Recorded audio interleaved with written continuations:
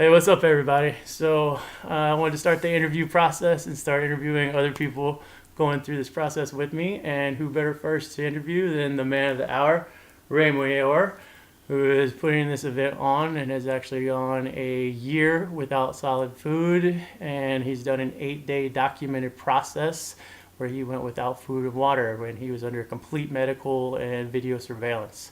So, without further ado, Ray Moor. Nice to meet you. Welcome to Val's blog, video blog.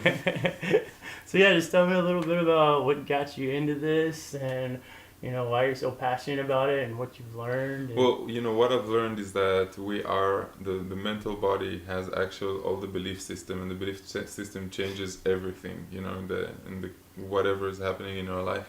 And I went into it when I discovered it's possible.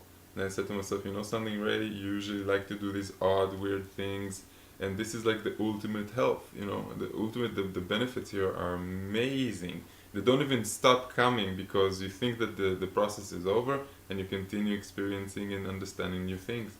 So it's like significantly less food, hardly any drink, and never get sick again, sleepless hours, be like Superman, you don't feel too much cold, you don't feel too much heat.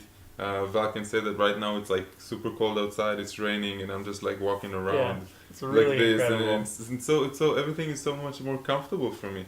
And when I discovered that I can do it, and I'm the right material to teach, because I'm somewhere between the materialistic and the spiritual world, and it's more important for me to people to understand breatharianism, not just to think, oh, it's no food, no water. No, it's much deeper than that. Yeah, it's very true. Deeper cleansing, and that's why everyone that comes here, they come with certain expectation, and we surpass them by a lot. All I can say, my mind has been blown wide open through this process. Yeah, so I pull you in with breatharianism, and I do a deep cleansing of everything else.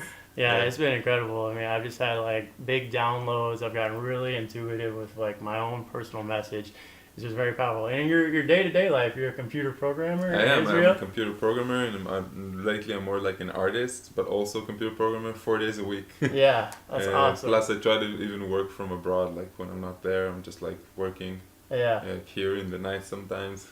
And so when you first did this, you did the 21-day process, and there's no prep for that? There's not really prep, no. Yeah, and so you just go, and it's 7 days dry fast right out the gate. Like no preparation, no expectation. They just tell you, how was that for you? Well, it's 3 weeks in solitude. You talk just once a day for about 15 minutes. So you're somewhere by yourself, and your guide is only talking to you on the phone once a day. Not many preparations. Sometimes you get really bored. You start talking to ants, and I'm like, my artist really came out there because I didn't bring anything with me, just some artwork and some basic drawing. And suddenly I felt like I want to do more. I want to experience more, and I had all these like meditations I wanted to practice. And sometimes I just wanted to stare at the wall and allow my brain to not think and see what comes out from the subconscious. And I dealt with a lot of things back then, and I became more gentle with myself, more self-aware because of that. Yeah. But today it's not necessary to be so extreme. Like the group process is much more like intense from what I see.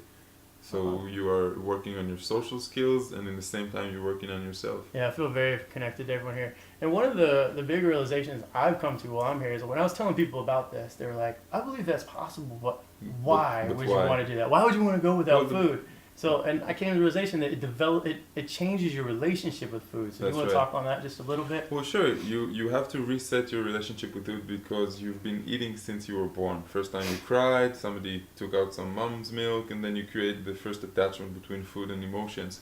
And when you really reset that, and you know that you don't really need food as much as you think you did, and don't really need water as much as science proclaims today, then it changes completely your relationship with food. You can like erase the emotional baggage that comes with, and you become more self-aware.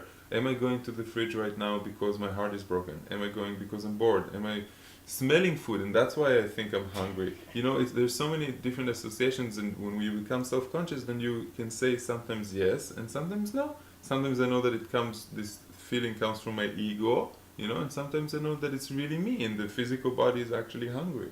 But most of the time today, like, you don't see a fat zebra a fat giraffe. You don't see a fat snake in nature. You do see fat humans. You do see fat cats because they're closer to humans. Mm-hmm. So it's like when we have the choice, we usually make the wrong choice because of free will. You know, everything feels so good. But it feels so good because we look to the normality. You know, everybody Yes. around us is okay. So they're over 30. They have this like stomach. They're fat. You know, they're out of shape. That's normal. I can be that way. You know, I feel good over there. Yeah. So you don't want to stand out too much. But if everybody was in good shape, you would be in good shape too, man. Yeah, very true. Yeah. So in closing, if you had like one, short message that you would want to put out there as far as, this practice and this belief system, what would be something you'd say? Not everybody should become Breatharians. It's a process that's meant for the people that think they can do it and feel the call. Mm-hmm. And what I can say is that eat less and know how you feel about what you're eating, because your emotions are going into the food. So basically, eating less gets the body to the place that it can clean itself, and putting your emotion into the food in your positive intention is going to change the physical food. Awesome. Yeah. Ray, dude, thanks, brother. Yeah. Appreciate you taking some time to do this. And I hope some of you got something from that. We're not all just crazy woo-woos out here doing this intense stuff. So I'm going to do a few more interviews, and I'll talk to y'all later.